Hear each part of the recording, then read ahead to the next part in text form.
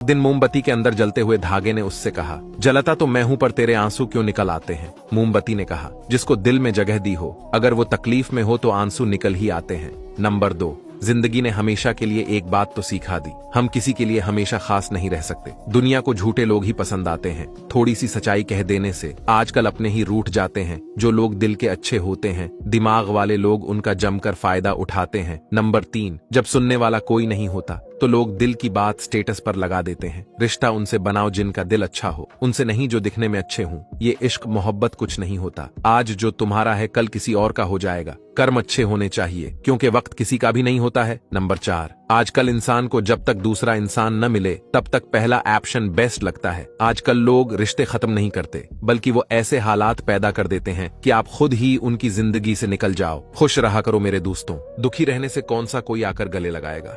Number 5, रिश्ते चाहे कितने ही बुरे क्यों ना हो, उन्हें तोड़ना मत, क्योंकि पानी चाहे कितना भी गंदा हो, प्यास नहीं बुझा सकता, आग तो बुझा सकता है। अगर आप इन बातों से एग्री करते हैं तो कमेंट में यस जरूर लिखें और मुझे फॉलो करके अपना दोस्त बना लें।